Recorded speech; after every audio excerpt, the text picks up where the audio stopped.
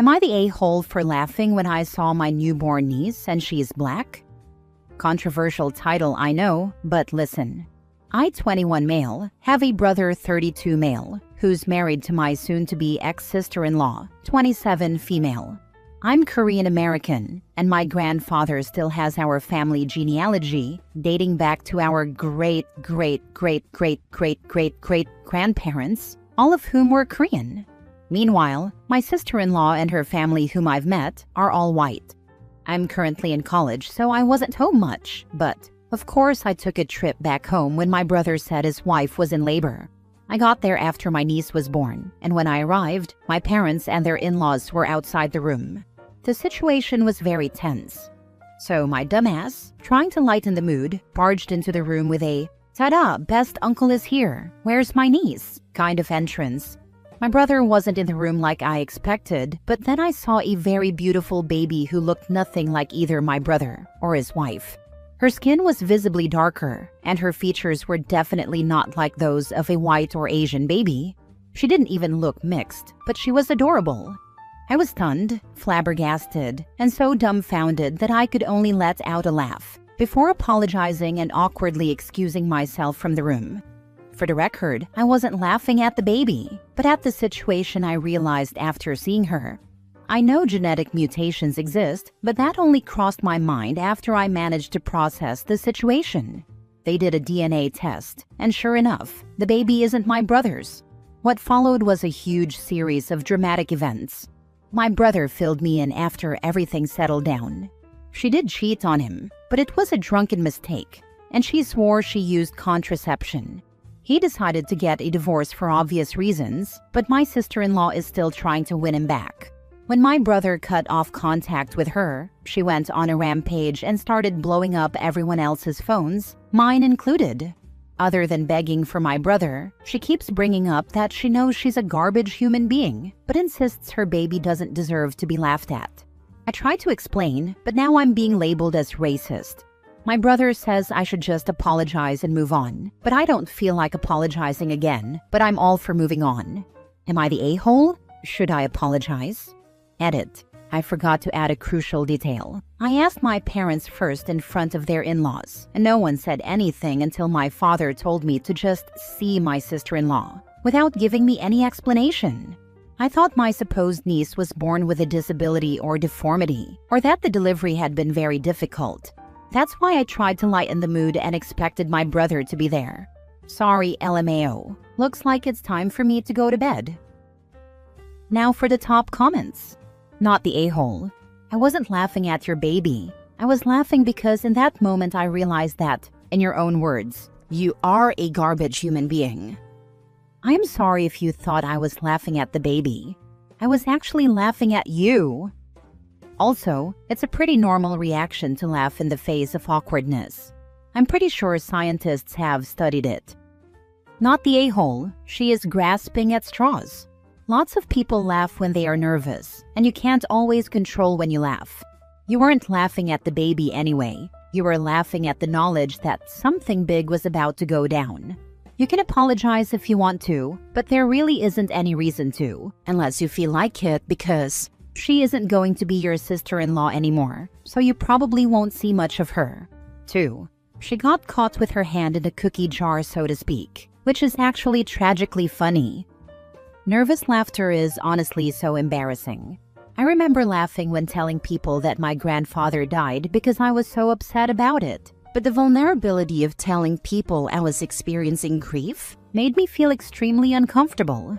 So instead of showing my grief in an appropriate way, I hysterically chuckled instead, and looked like a huge a-hole who was laughing at an elderly person's death. Not the a-hole. You weren't laughing at the baby. You were laughing at the situation and the surprise. A simple statement that you think the baby is beautiful and that you are sorry for laughing when you first met would be fine. You were just surprised. Other than that, you hopefully won't ever need to see her again. I apologized immediately for laughing and explained that it was in no way directed at the baby before leaving the room. I also explained it again through text. I guess I should have added that I found her baby cute as well. My brother absolutely forbids me and everyone else in the family from meeting her, so I've got that part covered. Should I really apologize again? Not gonna lie, I also feel bitter because she cheated on my brother, which is why I feel reluctant to apologize once again when I've already done so. No, you already apologized in the moment. Time to block her since you won't be having a relationship with her in the future. Next story. Am I the a-hole for blowing up at my sick husband when he asked for help with our toddler? I plan on sending this post to my husband once the verdict is in, whichever way it goes, so I'll add as much of his perspective as I can. Our toddler was sick through the weekend. I was up with him one night from 12:15 to 2:45 and off and on the next night. I probably got 10 to 12 hours of broken sleep the entire weekend. Yesterday, my husband mentioned he was starting to feel a little sick. Last night, I went to bed early, hoping to catch up on rest.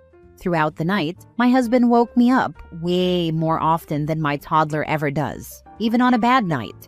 Some of the times were not directly his fault, but other times, I felt like he was being inconsiderate. 1. He snored loudly in my ear. 2. He asked for another blanket because he had the chills. I told him it was at the foot of the bed. He asked for help and reminded me that he helps me when I'm sick, and that he'd still do the morning routine with our son. 3. He had a nightmare, and I had to shake him awake. Normal. 4. He whispered at Alexa to ask for the time. 5. He asked for another blanket. I gave him mine. 6. He made a phone call, in bed, and left a full-volume voicemail for his work to let them know he'd need to take a sick day. 7. At 5:30 in the morning, he woke me to ask if I could do the wake-up routine with our son. I do bedtime. He does wake up. At this point, I blew up. I expressed how mad I was that he had woken me up all night long, and now I had to wake up early to do what he said he'd still handle, all while I didn't get to stay home and catch up on sleep. He said I was in the wrong because marriage is in sickness and in health. I immediately got up to get ready. He said I didn't have to start getting ready so early.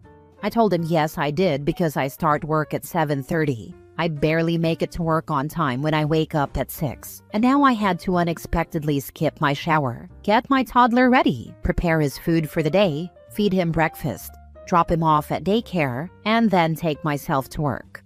I told him he was a grown man with a cold, that he robbed me of the rest I needed, and that I'd be sleeping on the couch tonight. At that point, I asked for space, and we haven't talked since. I was late for work, which is a big deal at my job. I might be the a-hole for blowing up at my husband when he asked for support during an unexpected illness. Am I the a-hole for being mad at my sick husband?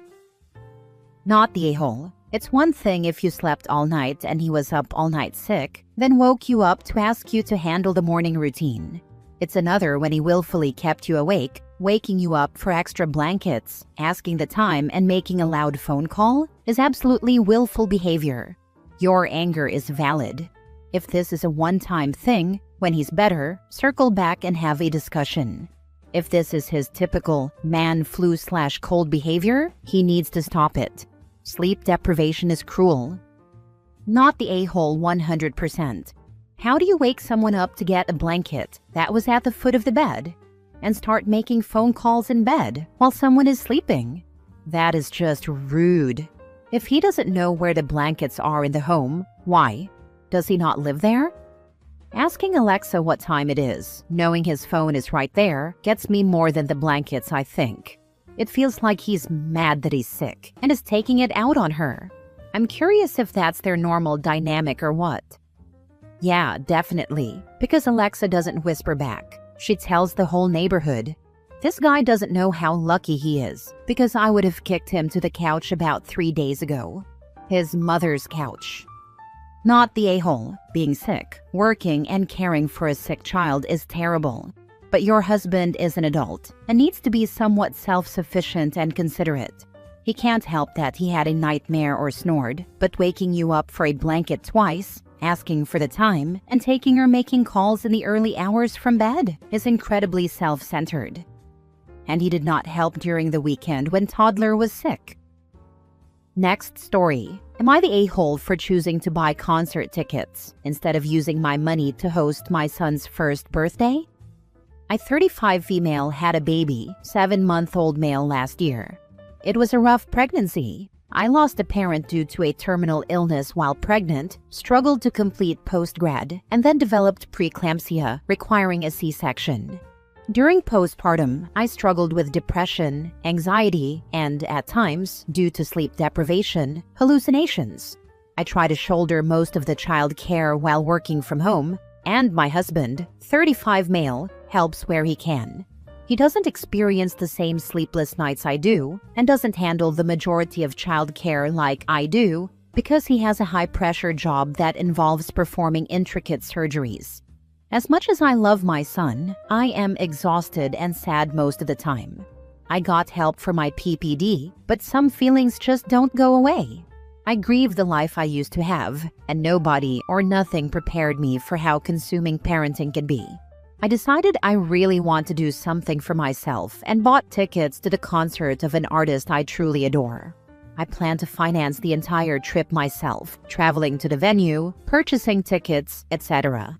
The concert also falls around the time my son turns 1. I decided not to host a party because I personally think he's too young to enjoy it, and it would just be a waste of money. My plan is to travel solo to this concert, let my husband take leave to care for our son, and then return home. In my eyes, this was an opportunity to splurge on myself for once, and if I wasn't hosting a first-year party for my son, that was totally fine. My husband is very supportive of this decision and already has his leave lined up. However, when I told my friends and family, I received a pretty adverse reaction. They've been commenting that I'm selfish and that my son deserves a big celebration to mark his first 365 days around the sun. They argue that even if he doesn't enjoy or remember his party, the photos would mean a lot to him in the future. I explained that I plan to have a small private celebration with just my husband and me, but everyone seems to be judging me so harshly that I'm starting to feel awful. Am I the a-hole? And more importantly, am I a bad mother? Now for the comments. Not the a-hole. I think your plan to celebrate your little one with a small private party is just right. At 12 months, kids are a lot more aware, excited and engaged than they are at 7 months. But they still won't remember it. They may or may not appreciate seeing other people. I suspect a bit of a happy kerfuffle with just you and your husband will be more than enough. Maybe his first bite of cake and a few gifts to open. Take pics of the cuteness and move on. Your plan sounds great to me. Maybe stop sharing the plans with friends since you're just facing backlash. Loved ones telling you you're selfish is pretty wild to me. Do these people know you? Do they love and support you? Because shaming a mother for a choice like this is not what loving, supportive friends and family do. What they could do is ask if there's anything they can take off your plate, or if there's a way they can help make a bigger celebration work for you. Maybe by offering to bring decorations and help organize things. But standing back and insulting you for not going all out is infuriating. This is the thing. I am so tired of the expectation that people must do all this. Engagement parties, weddings, showers, kids' birthdays, etc. No one offers to help. They want you to do it their way, and if you don't, they torture you about it. They make the entire thing completely miserable and expect you to foot the bill to endure the miseries so they can have Facebook photos to brag to their friends about. If the people around you can't be trusted to have nice things, we shouldn't give them nice things. Excuse my French, but you freaking go, girl.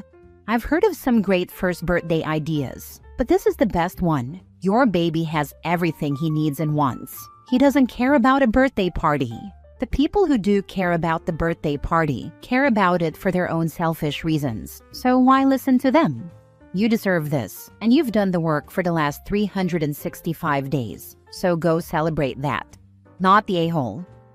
Totally not the a-hole. If those people want to host a party for your son, let them. Otherwise, you deserve a break, and it is no one else's business but yours and your husband's. The first year of motherhood can be hell, and if you can get away for a few days to find yourself again, you should absolutely do it. Cheers, and have a great time. Last story. Am I the a-hole for not saying hi to my dad's girlfriend? So, me, 14 female, and my dad, 44 male, were super close my entire life. I was the textbook daddy's girl until about a year ago. For some backstory, my parents divorced 2 years ago after being together for 25 years. I later found out that my dad had been texting one of his co-workers, 34 female, for up to 3 hours a day. I thought it was weird but didn't think much of it. Then she started calling my dad and sending gifts to me and my brother. That's when my mom stepped in, which ultimately led to their divorce. For some reason, my dad denied everything. But surprise, just a couple of months after the divorce, he told me he was with that same coworker now. Understandably, I was pissed. But every time I told him it was too soon to be in a relationship, he ignored me and responded with, "You just don't want me to be happy." 6 months later, he announced that she was moving in. Again, I was pissed. I never liked her. My dad tried to convince me she had done nothing wrong. But in my mind, no woman with any self-respect would be messaging a married man for hours a day. To make things worse, while my mom was dealing with a brain bleed, my dad decided to move his girlfriend in. But that's a whole other story. So now I live with her half the time. I stayed in my room every time I was at my dad's house, keeping my door all the way closed. Apparently, she felt awful about everything, but I stood my ground and didn't interact with her. I do around 20 hours of dance a week, so I was able to avoid her most of the time, but weekends were the issue. One morning, I left my door open while I was on my phone. My dad's girlfriend walked by and said hi to me. I didn't respond, and she kept walking. Then my dad stormed into my room with a "we need to talk." At that point, I was so done. It turned into a screaming match. He called me narcissistic and childish, and I started crying and told him to get out of my room. Nothing got resolved, and it certainly didn't make me feel any differently about her. Now, I refuse to go to my dad's house at all, especially since I've been diagnosed with a heart condition. I'm perfectly content staying at my mom's full-time, but I miss what I used to have with my dad. So, am I the a-hole for not saying hi to my dad's girlfriend? Not the a-hole. Your adult dad wants you to act like an adult? Dude, you were 14 and dealing with a lot of changes in a very short time. Your mom's health, the shift in family dynamics, and all of that on top of being an early teen with all those stressors. You're not the a-hole for thinking badly about someone who played a role in breaking up a 25-year marriage. But let's also remember, you were on the phone when the girlfriend said hi.